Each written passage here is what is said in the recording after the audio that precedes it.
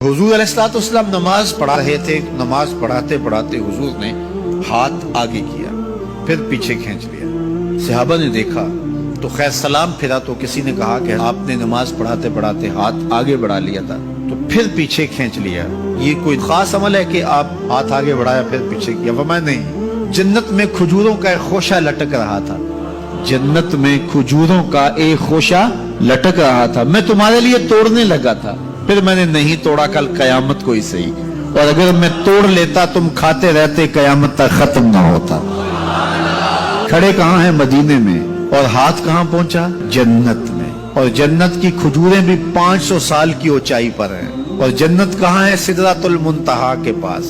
जन्नत में लगे हुए खजूर के खोशे को तोड़ने के लिए यहां से हाथ डाल लिया और कहा फिर मैंने नहीं तोड़ा, तोड़ लेता तो कयामत तक खत्म ही ना होता, इतना बड़ा